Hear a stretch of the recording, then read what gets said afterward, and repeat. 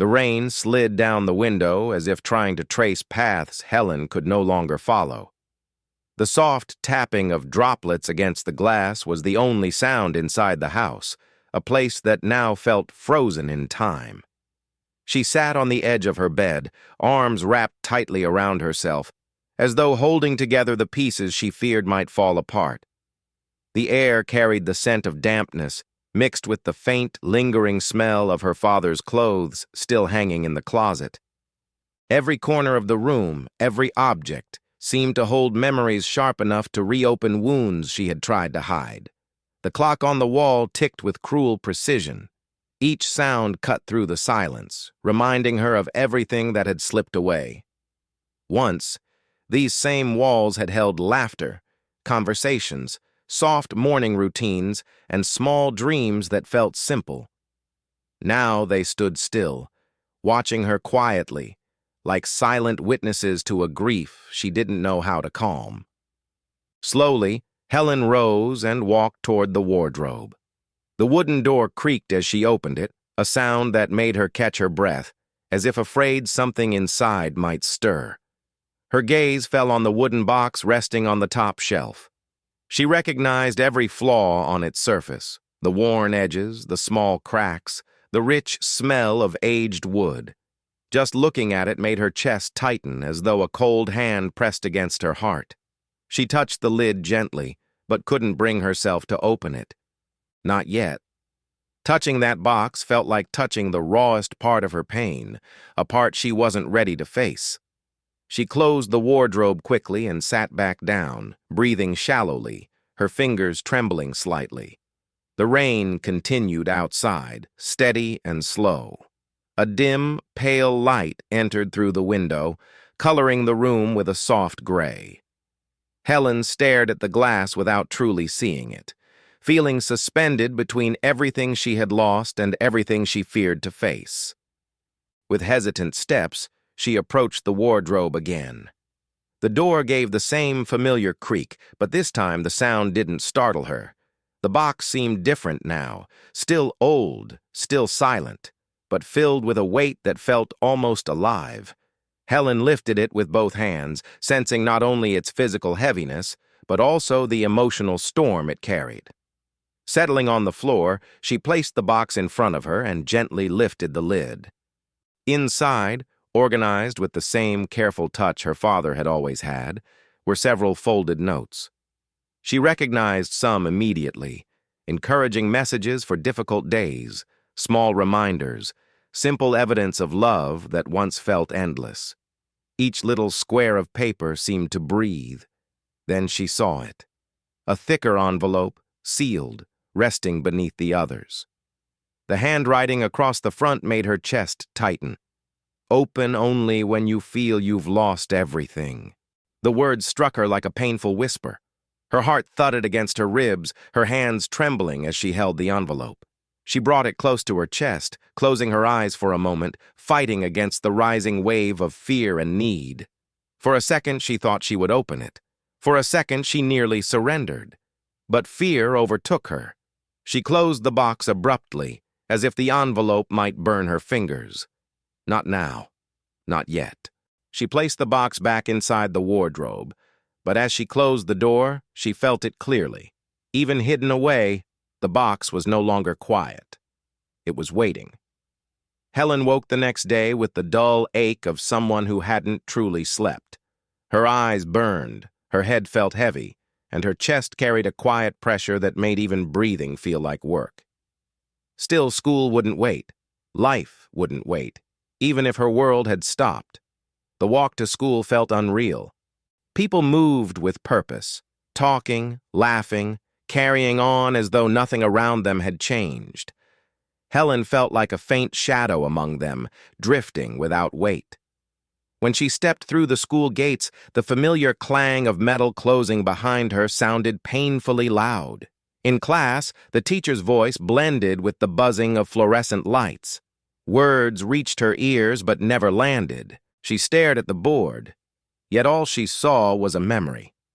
Her father at the table with a pen in hand, explaining homework with patient clarity, always finishing with the same proud smile. Now the chair beside her was empty, and so was everything else. From a few desks behind, Lucas watched her with quiet concern. They had known each other since childhood, but ever since her father's passing, he felt as if she had disappeared behind an invisible wall he didn't know how to reach through. During the break, he approached her carefully. "Helen, are you okay?" he asked softly. She lowered her gaze, pretending she hadn't heard. "I need to go home," she murmured, already turning away. Lucas remained still, frustration and worry mixing inside him. Pushing her wouldn't help, but letting her drift alone felt just as wrong. The rest of the day floated past in a haze. Teachers called her name. She didn't respond. Friends tried to talk. She didn't have the strength to try. When she finally returned home, one feeling lingered more than all the others. The world continued, and she did not. The door closed behind Helen with a soft thud, and the silence of the house wrapped around her like a cold blanket. She stood still for a moment, letting the quiet sink into her bones. The air felt heavier here, as if the rooms themselves remembered everything she was trying so hard not to feel. The crooked picture frame on the wall, one her father always meant to fix, still hung slightly tilted. His slippers remained beside the couch, untouched, as though he might walk in at any moment. Every detail tugged at wounds she wasn't ready to face. Helen tried to tidy the kitchen, but the simple act of picking up a plate exhausted her. After placing 2 dishes in the cabinet, she stopped. The silence was too loud. The memories were too sharp. She sank into a chair and stared at the empty table. She remembered him pouring coffee, humming softly, tapping his fingers on the wooden surface. She remembered mornings filled with warmth instead of this hollow stillness. A gentle knock broke the silence. Donna Rosa, the elderly neighbor, stood at the door with a warm smile and a plate of freshly baked cake. "My dear, try to eat a little. You need your strength," she said kindly. "I'm not hungry," Helen whispered. "Then keep it for later," the woman insisted, placing it on the table. When the door closed again, the house swallowed the quiet once more. Helen felt tears rise, mixed with frustration she couldn't explain. Everything inside these walls felt frozen in place, just like her. And though she tried to ignore it, she felt the weight of the wooden box upstairs, heavier than before. Helen woke the next morning with the same hollow heaviness pressing against her ribs. It felt like she hadn't slept at all. Her limbs were stiff, her thoughts foggy, and her chest carried that familiar, suffocating tightness. Even sitting up in bed felt like a task too large for her exhausted body. Eventually, she forced herself toward the kitchen. The plate of cake from Donna Rosa sat untouched on the table, its sweet smell faintly filling the air. Helen stared at it for a long moment, but the idea of eating made her stomach twist. She pushed the plate aside and collapsed into the nearest chair. Tears came again, quiet, sliding down her cheeks without resistance, forming a rhythm she was becoming used to. Simple tasks that once made up her daily routine now felt impossible. Washing dishes, too much. Organizing her room, out of question. Even taking a deep breath felt like lifting a weight her heart wasn't strong enough to hold. She wandered back to her bedroom and sank to the floor, hugging her knees. Memories rushed in. Her father's voice, his laugh, the way he always knew what to say. But the louder the memories became, the harder it was to bear them. And then, like a whisper rising through her pain, she remembered the envelope inside the wooden box. "Open only when you feel you've lost everything." Her breath caught. Was this what he meant? Was this the moment he somehow knew she would face? She stood abruptly, half wanting to open the box, half terrified of what she would find. Her hand touched the wardrobe door, but she froze. Fear curled around her chest like a tightening rope. Not yet. Not today. The rest of the day slipped by without shape, swallowed by a sadness she couldn't control. and for the first time, she sensed she was truly reaching the edge. Night fell with an oppressive stillness that seemed to seep into the walls. The house was too quiet, quiet in a way that felt alive, heavy, and almost watchful. Helen lay in bed, staring at the ceiling, unable to slow the storm spinning inside her mind. The thoughts came fast, sharp, relentless. You can't do this. You're alone. Nothing will get better. Her breathing turned shallow. Her fingers trembled against the blanket. A cold panic spread through her chest, making her sit up abruptly. The air felt thin, as if the room itself was shrinking, pressing in on her from every side. She couldn't stay in bed. She couldn't stay still. Helen turned on the bedroom light. The sudden brightness made everything more real, more exposed. The mess she hadn't cleaned, the clothes scattered on the floor, the smudged mirror reflecting a version of herself she barely recognized. Her eyes were swollen, her shoulders slumped, her face drained of life. She stared at her reflection until the tears broke free again, loud this time, uncontrollable. Her knees buckled, and she slid down the wall, her body shaking with sobs that came from a place deeper than words. She buried her face in her hands, wishing for the impossible. Her father's footsteps approaching the door, his voice telling her she would be okay. But there was only silence.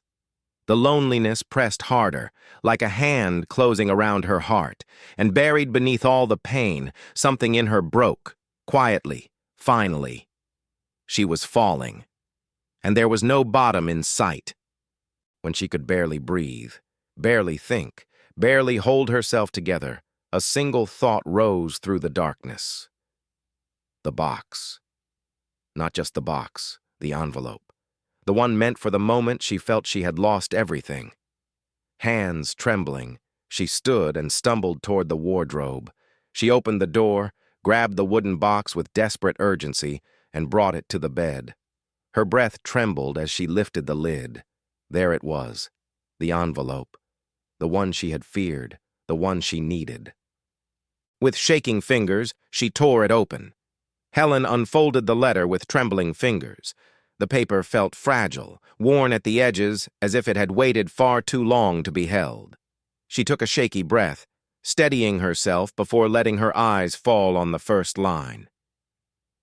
My dear Helen, if you're reading this, it means your world feels unbearably heavy. Her throat tightened instantly. I want you to breathe. Just breathe. I wrote this because I knew there might come a day when the weight becomes more than you can carry alone. Helen pressed her hand against her chest, trying to calm the ache forming there. I'm sorry. I'm sorry for leaving you with questions I didn't answer. For moments I should have stayed longer. For days when my silence made you wonder if you mattered. You did. More than you could ever imagine. Tears blurred her vision, but she kept reading. If you feel like you've lost everything, remember this. You haven't lost me. Not the part of me that loved you. That part doesn't disappear. Helen closed her eyes as tears rolled down her cheeks. I failed in ways you didn't deserve. But you are stronger than you believe. You were my brightest light, my greatest pride. Her breath trembled. You carry more courage than you see. And even now, in this darkness, you are not broken. Not beyond healing. At the bottom, written more shakily than the rest, please don't give up. Live. For both of us. Helen held the letter tightly, letting the words sink into every wounded part of her. For the first time in months, something inside her shifted. Not enough to make the pain disappear, but enough to let a single fragile spark of hope appear, and she clung to it. Helen stayed on the bed for a long time, the letter resting against her chest. It was as if her father's voice filled the room, not in sound, but in presence, a warmth mixed with sorrow, comforting, yet painful, like sunlight touching a bruise. She breathed slowly, letting the ache settle into something quieter. When she finally stood, her legs felt weak but steady enough to carry her. She walked to the bathroom, turning on the faucet and splashing cold water on her face. Her reflection still showed red eyes and exhaustion, but something was different. Subtle. A softness where before there had been only sharp edges. Downstairs, the house felt less suffocating. Not lighter, just less dark. Helen moved through the rooms, noticing the small details that once stung her. Her father's slippers by the couch, the crooked picture frame, the mug he always used. The memories still hurt, but now they felt connected. Not like ghosts haunting her, but like threads weaving her back together. She returned to the kitchen and looked again at the cake Donna Rosa had brought. This time, the sight didn't twist her stomach. She cut a small piece, sat down, and took a slow bite. It wasn't about hunger. It was about choosing something, anything, that resembled living. For the first time, she allowed herself to whisper into the quiet, "I miss you." The words didn't shatter her. They simply existed, real and gentle. Later, she opened a window. Fresh air drifted in, carrying the distant sound of life beyond the walls. Birds, footsteps, voices. She watched the sky, painted with soft afternoon light, and felt the world stretching past her grief. The pain was still there, but so was she, and that, she realized, was enough to start again. The following day, Helen woke with a strange mix of fragility and determination. The letter had stirred something inside her, but it hadn't erased the heaviness she still carried. Inside the classroom, she slipped quietly into her seat. She didn't expect anyone to notice her, but Lucas did. He watched her from across the room, studying the subtle changes, the slight lift in her posture, the faint clarity in her eyes. She wasn't okay, not fully, but something was different. Hopeful, maybe. During lunch, Lucas approached her with careful steps. "Hey," he said, gentle but steady. Helen looked up. "Hey." "You didn't run this time," he said with a small smile. She managed a soft exhale that almost resembled a laugh. "Didn't feel like it today." "That's good. That's something." They sat together in silence for a moment, the air between them warm but unsure. Lucas didn't ask questions. He didn't push. He just stayed, present in a way that didn't demand anything from her. When the bell rang, Helen felt the usual tension return, but it didn't crush her like before. She gathered her things slowly, breathing through the discomfort. As she walked home that afternoon, the world still felt too loud, too fast, too bright. But she didn't feel swallowed by it. Not completely. Somewhere inside her, the letter whispered, "You're stronger than you believe." And for the first time, she wondered if maybe, just maybe, he had been right. When Helen arrived home, she paused at the doorway. The familiar stillness greeted her, but it didn't suffocate her as sharply as before. She stepped inside slowly, letting the quiet settle around her. The house hadn't changed, but she had, even if only slightly. She placed her backpack on the chair and walked toward the living room. The crooked picture frame drew her eye again. She approached it with hesitant hands and straightened it just a little. It wasn't perfect, but it no longer tilted like a question she couldn't answer. For a moment, she just stood there, breathing softly. Her father's slippers remained by the couch. She didn't move them, but she didn't avoid looking at them either. They brought a small ache to her chest, still sharp, but no longer unbearable. Helen sat on the couch and closed her eyes. She let herself remember him. Not the pain of losing him, but the warmth of having him. His laugh, his clumsy attempts at cooking, his quiet pride when she showed him a drawing or finished a difficult assignment. These memories no longer felt like knives. They felt like doors she could open without collapsing. Later, she walked to the wardrobe and opened it. The wooden box was still there, waiting. She didn't take it out. She wasn't ready for the rest. But for the first time, she didn't feel terrified of it. She simply acknowledged it. She closed the wardrobe gently and whispered, "Not today, but soon." Downstairs, she made tea, something she hadn't done in weeks. She held the warm mug between her hands and sat by the window, watching the soft shift of afternoon light. It wasn't a big change, but it was a step. And even steps backwards, she realized, were still movement. The next morning, Helen woke before the alarm. The room was still dim, holding the soft, bluish quiet of early dawn. For a moment, she lay still, listening to her breathing. It wasn't steady, but it wasn't chaotic either.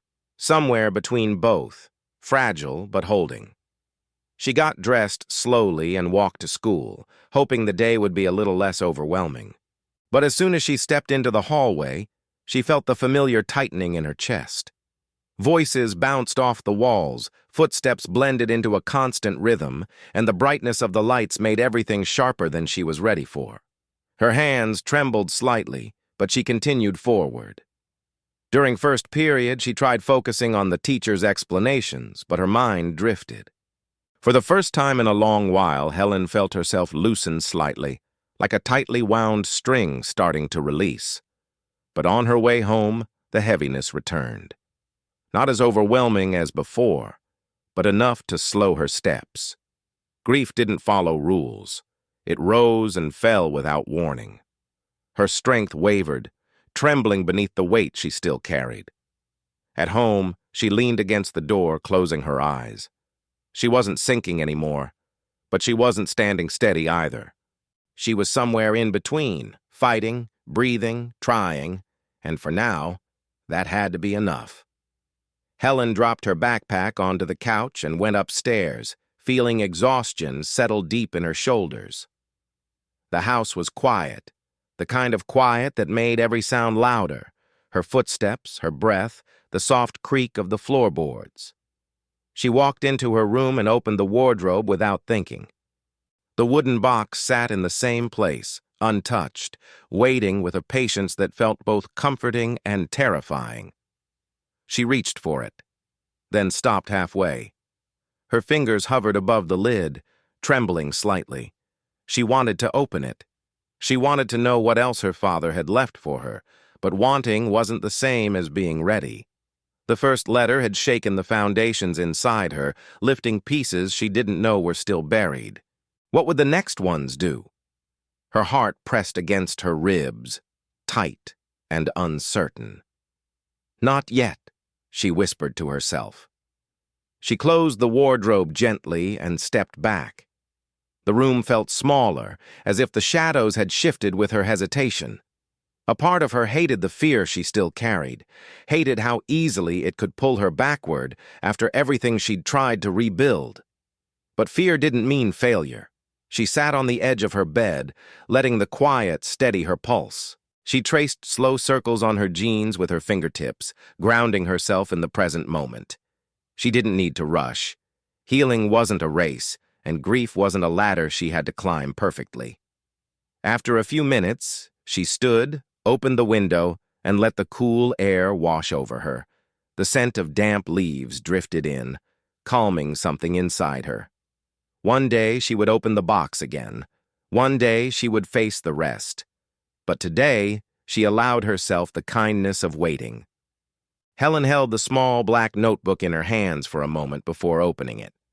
The pages were filled with short, fragmented thoughts, pieces of her father she never knew existed. His handwriting shifted from steady to shaky, like his emotions had bled into every letter. Reading them felt like walking through a doorway into the quiet corners of his heart. She flipped through slowly. Today I watched Helen fall asleep on the couch. I wondered how she'll be when I'm not here anymore. Her breath caught. She deserves a whole father, not one who keeps breaking. A sting rose behind her eyes. I hope she forgives me one day. I hope she understands it was never her fault. Helen pressed her fingers against the page, as if touching the ink might bring him back for a moment. Every word held a weight she had never been allowed to see while he was alive. He had carried so much quietly, hiding the parts he thought would hurt her. She closed the notebook gently, feeling both full and hollow at once. Grief washed through her like a tide, but beneath it, another feeling stirred, something like understanding.